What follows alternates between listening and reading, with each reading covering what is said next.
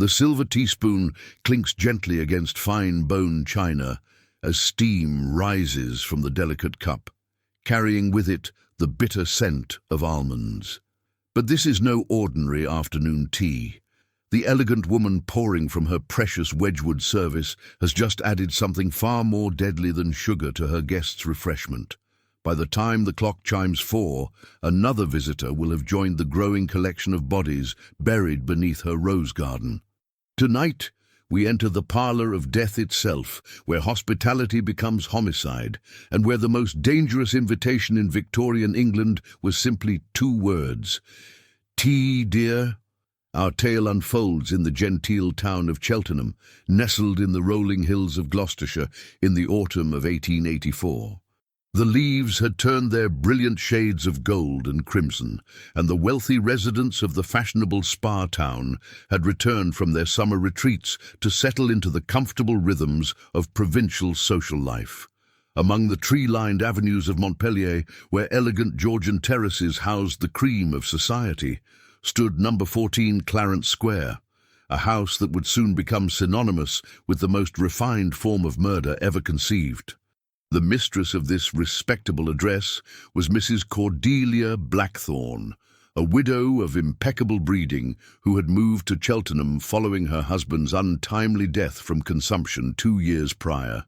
At 53, she possessed that particular kind of beauty that blooms in middle age: silver hair always perfectly arranged, violet eyes that sparkled with intelligence, and a figure that spoke of comfortable prosperity without the vulgarity of ostentation.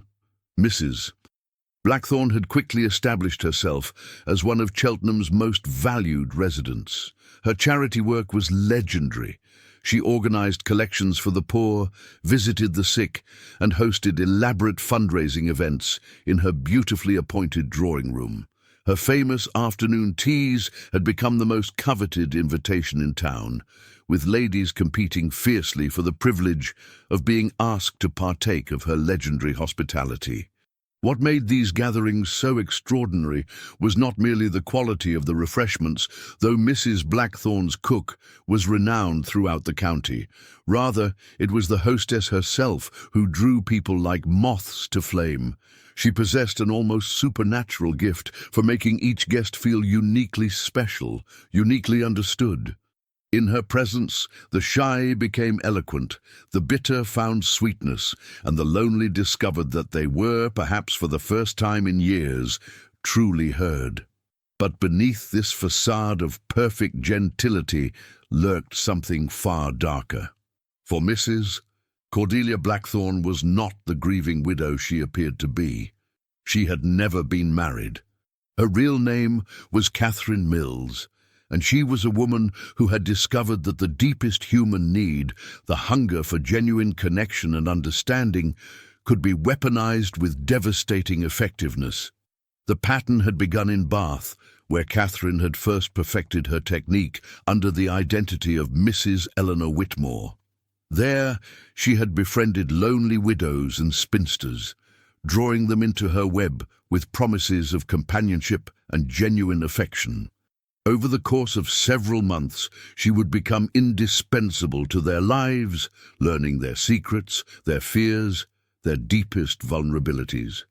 And then, always during one of her famous tea parties, they would simply slip away, peacefully, with smiles on their faces, having tasted something in their final cup that carried them gently into eternal sleep. The authorities in Bath had noticed the unusual cluster of deaths among elderly women, but the victims all appeared to have died of natural causes. Dr. Reginald Harper, who had examined several of the deceased, noted in his private journal that while the deaths seemed peaceful, there was something troubling about the consistency of symptoms. The same serene expression, the same slight discoloration around the fingernails, the same faint scent of bitter almonds that seemed to cling to their clothing. But Catherine was too clever to remain in one place for long. Before suspicions could crystallize into accusations, she had vanished from Bath as mysteriously as she had arrived, leaving behind only fond memories and a trail of inexplicable deaths. She had moved on to Bristol, then Gloucester, perfecting her technique at each stop, learning to read people with almost supernatural precision. By the time she reached Cheltenham as Mrs. Cordelia Blackthorne, Catherine had become a master of psychological manipulation.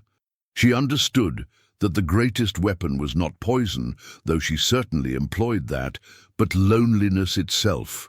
She could identify the neediest, the most isolated, the most desperate for human connection from across a crowded room.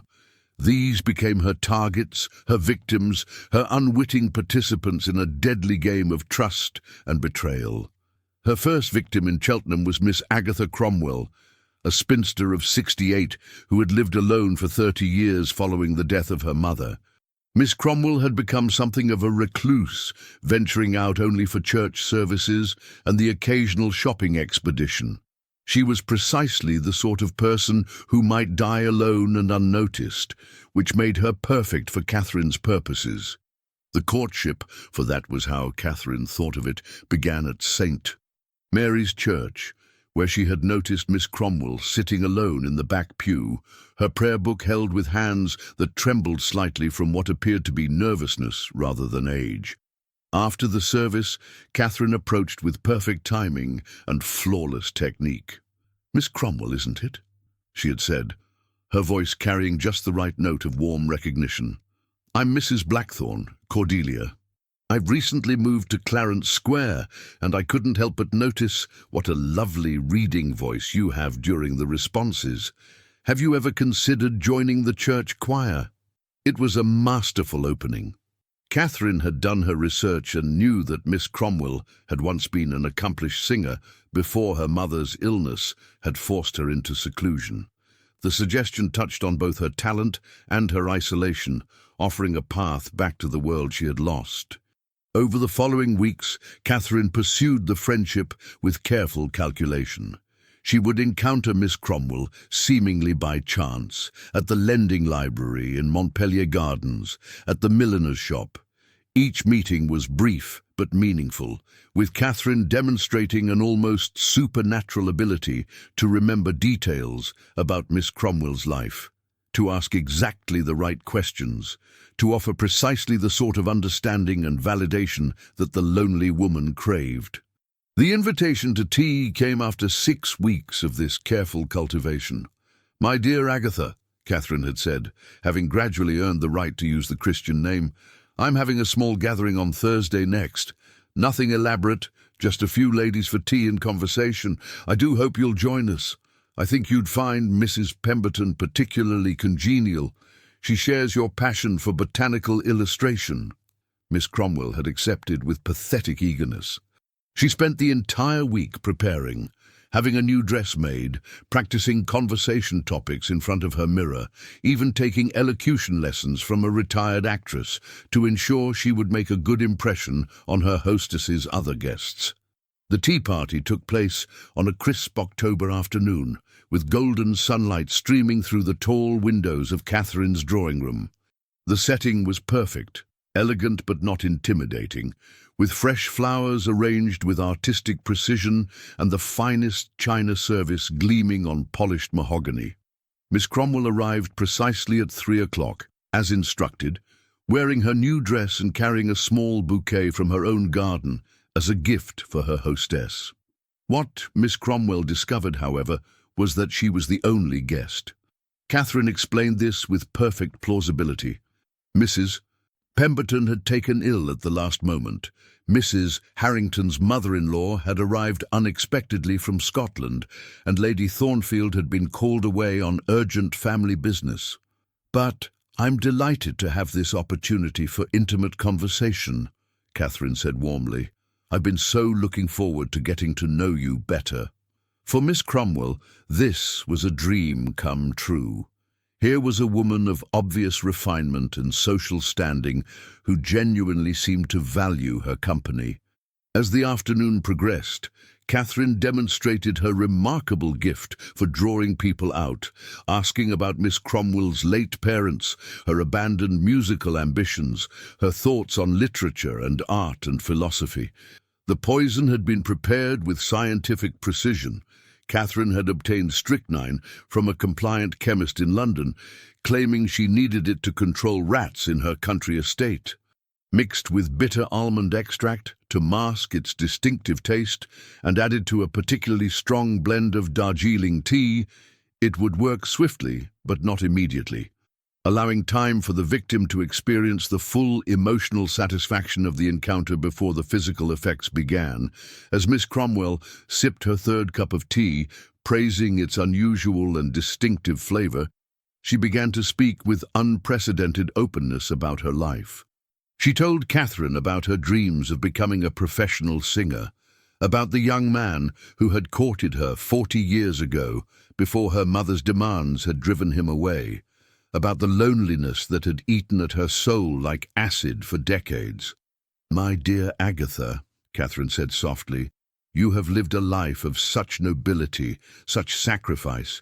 Not everyone could have made the choices you've made, putting duty before personal happiness.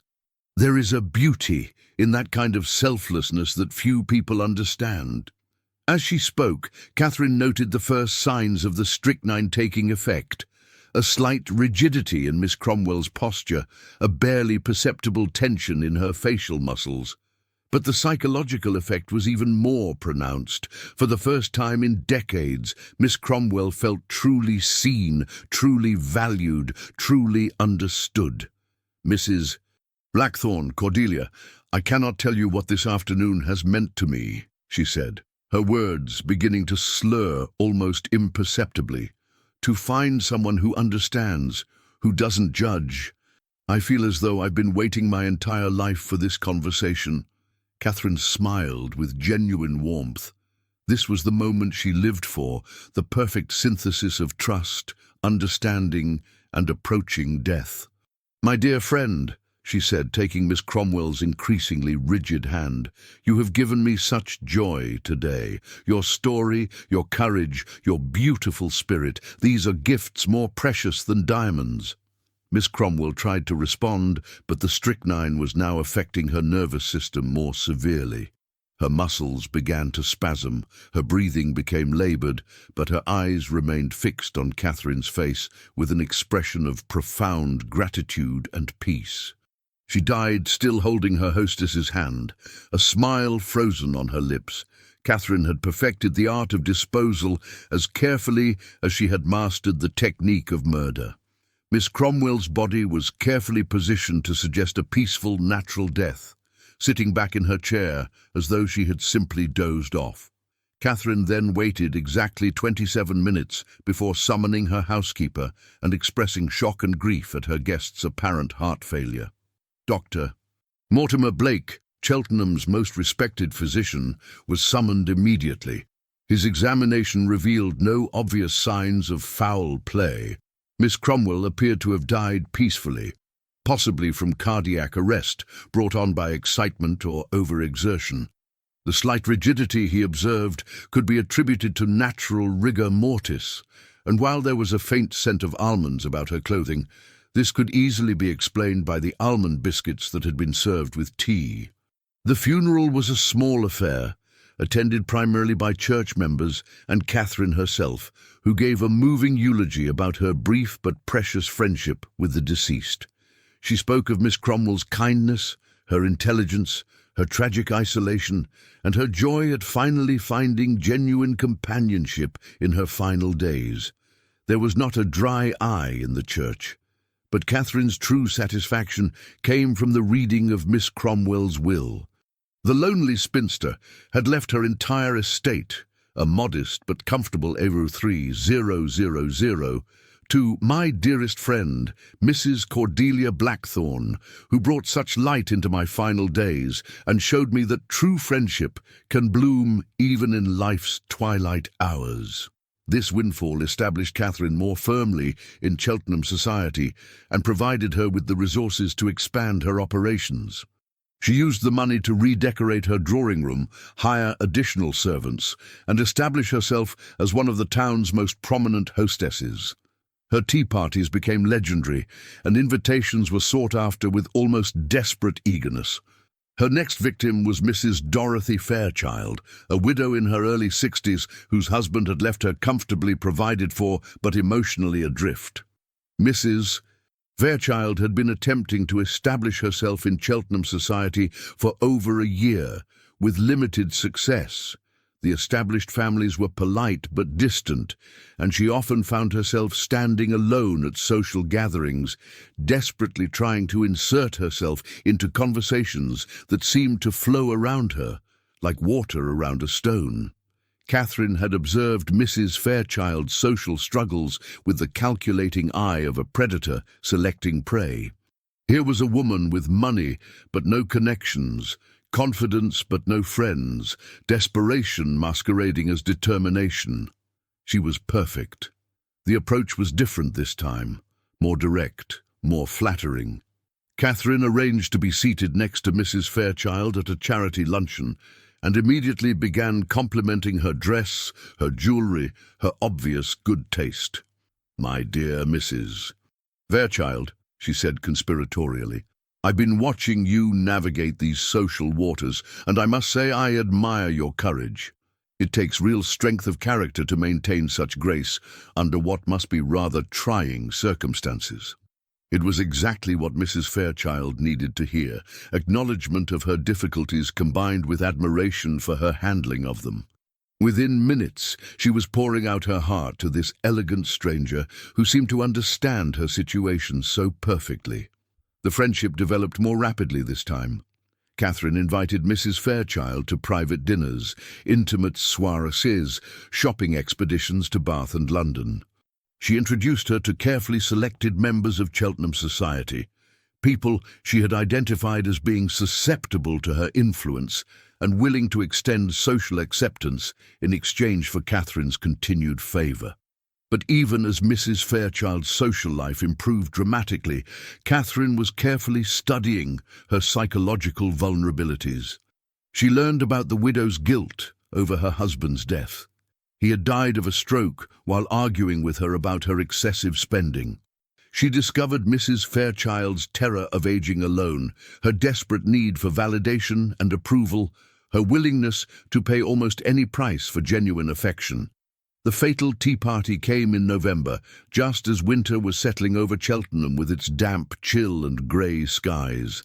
This time, Catherine varied her approach slightly. Instead of claiming that other guests had cancelled, she admitted from the beginning that Mrs. Fairchild was her only invitee. "I wanted to have you all to myself," she explained with apparent sincerity.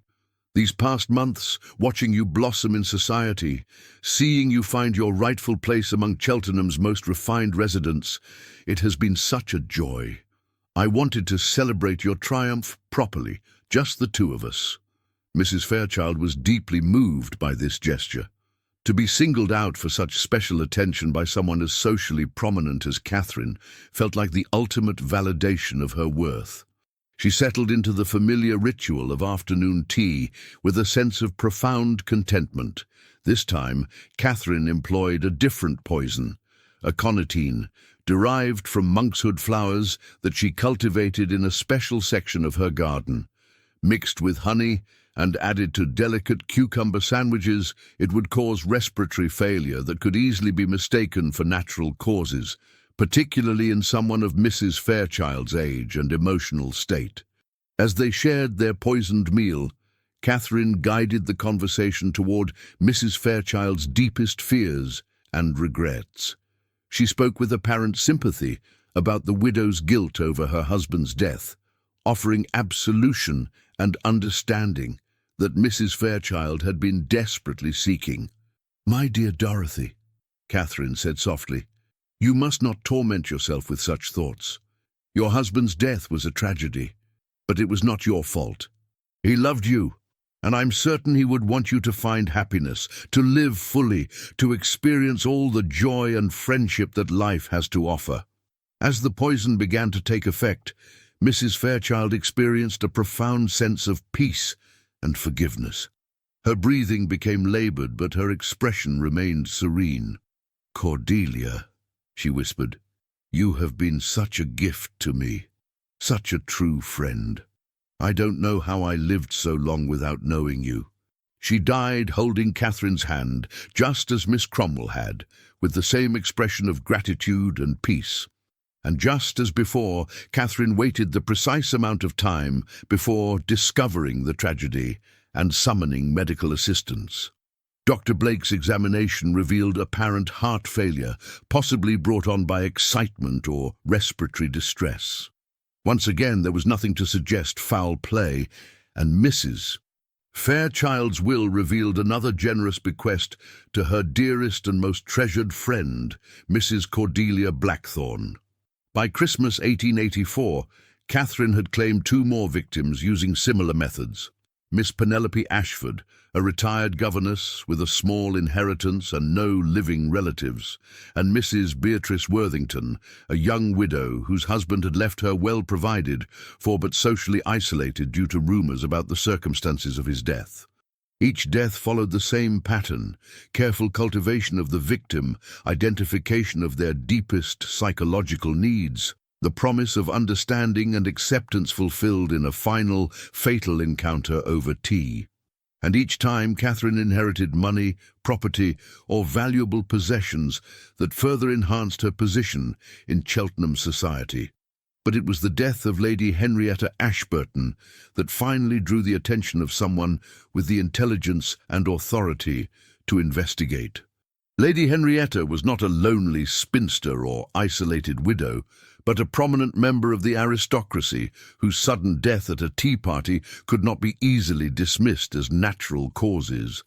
Inspector Frederick Carrington of the Metropolitan Police had been visiting his sister in Cheltenham when Lady Henrietta's death occurred. As a detective with considerable experience in poisoning cases, he immediately noticed several suspicious elements in the circumstances surrounding her demise. First was the location.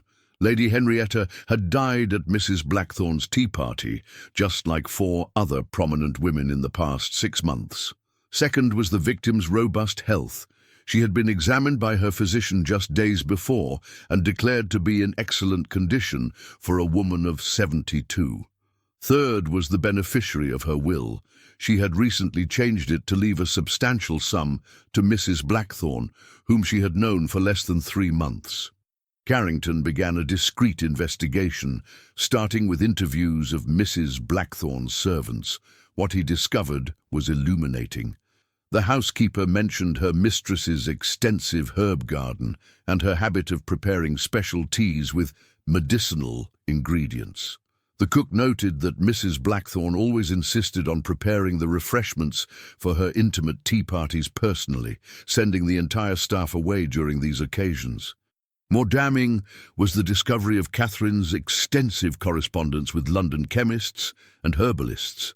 Under various assumed names, she had purchased significant quantities of strychnine, aconitine, and several other deadly alkaloids, always claiming they were needed for pest control or medicinal purposes. But the breakthrough came when Carrington obtained permission to exhume the body of Miss Agatha Cromwell for forensic examination. Dr. Harold Whitfield, one of London's leading experts in toxicology, found clear evidence of strychnine poisoning. The characteristic molecular residue was still detectable in the victim's hair and fingernails, despite the months that had passed since her death. Armed with this evidence, Carrington obtained warrants to search Catherine's home and arrest her for murder. What he found in her study was a treasure trove of incriminating evidence.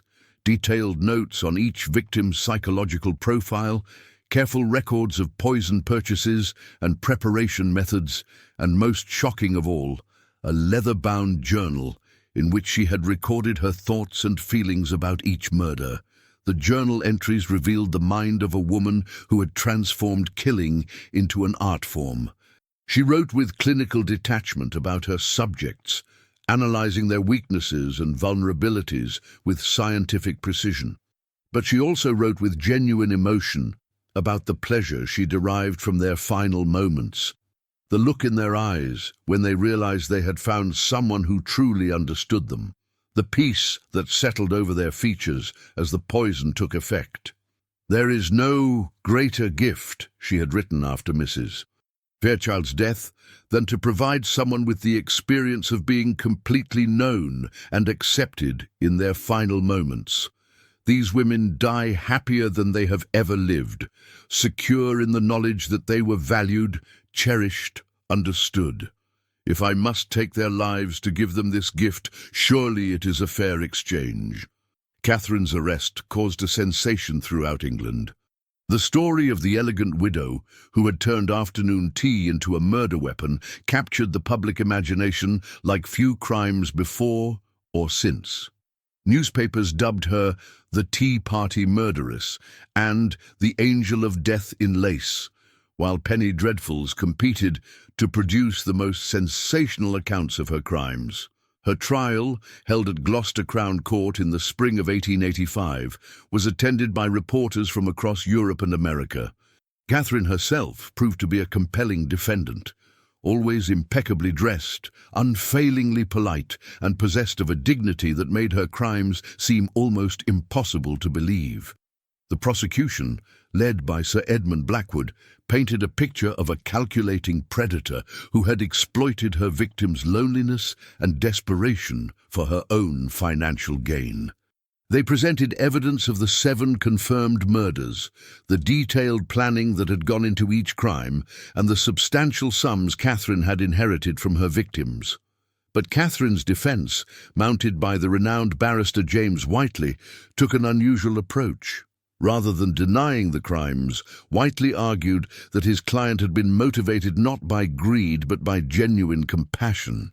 He painted her as a woman who had recognized the epidemic of loneliness plaguing Victorian society and had tried in her own twisted way to alleviate it. "Ladies and gentlemen of the jury," he argued in his closing statement, "I do not ask you to excuse Mrs. Blackthorne's actions, but I do ask you to understand them. She saw around her a world filled with isolated, desperate souls, women cast aside by society, forgotten by family, dying slowly from the poison of loneliness. She offered them what they craved most, genuine human connection, understanding, acceptance. If her methods were wrong, her motives were pure." The most dramatic moment of the trial came when Catherine herself took the stand in her own defence. Speaking in a clear, cultured voice, she delivered what many observers described as one of the most extraordinary statements ever heard in an English courtroom. "I stand before you guilty of taking 7 lives," she began, "but I submit to you that I am also guilty of giving those same 7 women something they had never truly possessed, the experience of being completely understood and valued by another human being." Miss Cromwell lived 68 years in increasing isolation, slowly dying from loneliness and despair. In our final afternoon together, she experienced more genuine human connection than she had known in decades. Mrs. Fairchild spent her widowhood desperately seeking acceptance and approval that society would never grant her. I gave her that acceptance, that approval, that sense of worth she had craved. I do not claim that my methods were right. I do not argue that I had the authority to make such decisions about other people's lives.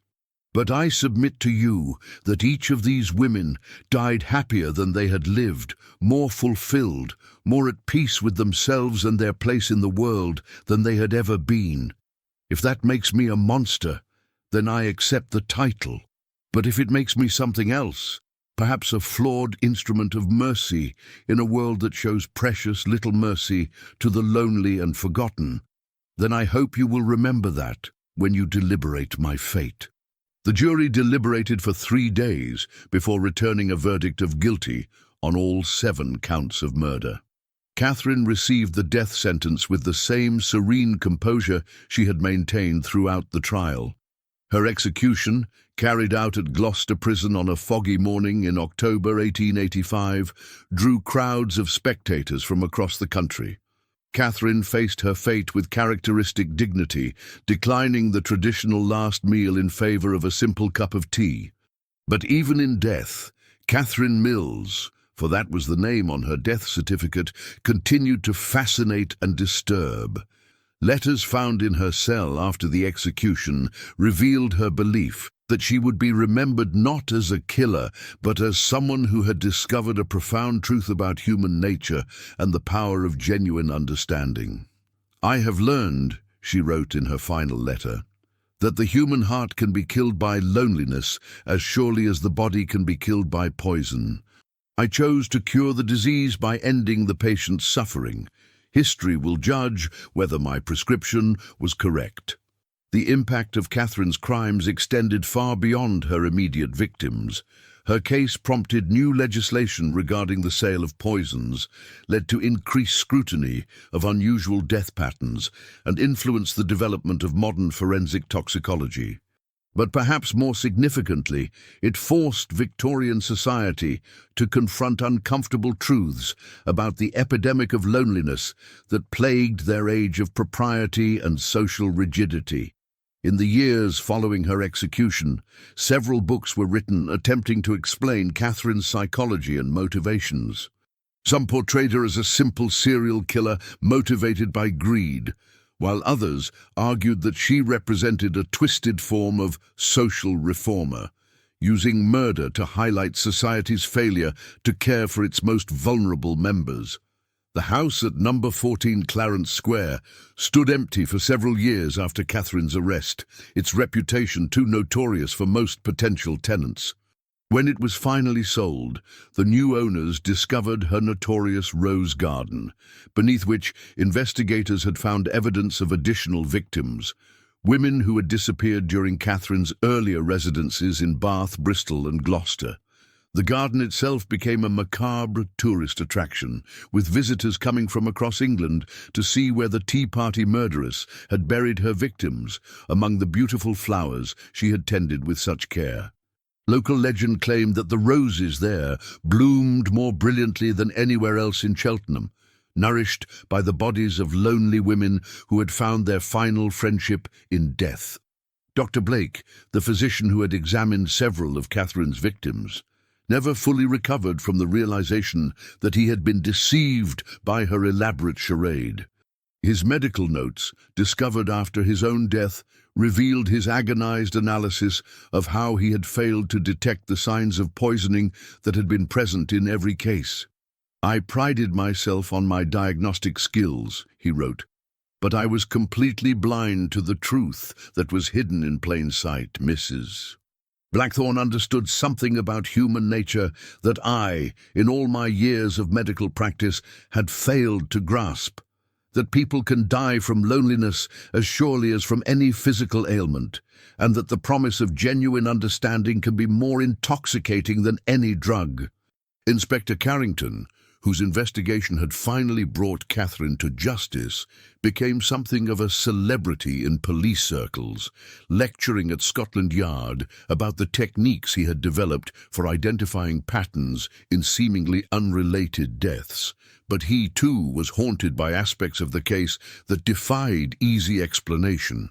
"The most disturbing element," he wrote in his memoirs, "was not the murders themselves, but the genuine affection that Catherine's victims had felt for her. Even knowing how their stories ended, I could not help but understand why these lonely women had been drawn to someone who seemed to offer them exactly what they had been missing in their lives." The case also had a profound impact on Victorian society's understanding of women's psychology and capabilities. Catherine had shattered the conventional image of the genteel lady as passive and harmless, revealing instead a woman capable of extraordinary manipulation and calculation. Her crimes forced a re-evaluation of assumptions about female nature and the potential for evil that could lurk beneath even the most refined exterior. Perhaps most unsettling of all were the letters that continued to arrive at Gloucester Prison long after Catherine's execution, correspondence from lonely women across England who expressed sympathy for her motives, if not her methods. These writers understood the desperation that had driven Catherine's victims to seek out her friendship, and some even admitted to envying the sense of connection and understanding that the murdered women had experienced in their final moments. The phenomenon of copycat crimes also emerged in the years following Catherine's execution. Police departments across England reported cases of suspicious deaths following social gatherings, particularly those involving middle-aged or elderly women living alone. While most of these cases proved to involve natural causes, several resulted in arrests and convictions of individuals who claimed to have been inspired by Catherine's example. The legacy of the Tea Party murderess continues to fascinate criminal psychologists and social historians today. Her case represents a unique intersection of psychological manipulation, social isolation, and the human need for connection that transcends the boundaries of conventional crime analysis.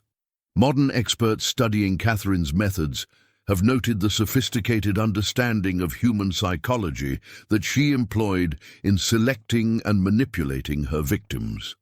Her ability to identify the specific emotional needs of each target and to present herself as the perfect solution to their problems demonstrates a level of insight that would be remarkable in a legitimate therapist, let alone a serial killer. The physical evidence of her crimes, the poison garden, the detailed journals, the carefully preserved correspondence with her victims provides an unusually complete picture of a criminal mind at work. But it is the psychological evidence that remains most disturbing, the genuine gratitude and affection that her victims felt for her, even as she was killing them. In the end, Catherine Mills succeeded in creating something truly unique in the annals of crime. Murders that brought genuine happiness to their victims, deaths that were experienced as moments of transcendent human connection rather than acts of violence. Whether this makes her crimes more forgivable or more heinous remains a question that continues to divide opinion more than a century after her execution. The teacups and saucers from her final gathering were eventually sold at auction, along with the rest of her household effects. They found their way into private collections around the world, morbid souvenirs of one of history's most unusual serial killers.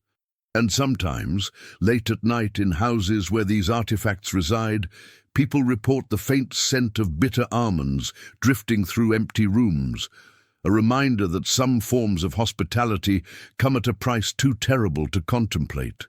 So the next time you find yourself invited to tea by a charming stranger who seems to understand you perfectly, who offers exactly the friendship and understanding you've been craving, remember the tale of Catherine Mills and her deadly afternoon gatherings. For in a world where loneliness can be as fatal as any poison, the most dangerous person you'll ever meet might just be someone who promises to cure you of it forever.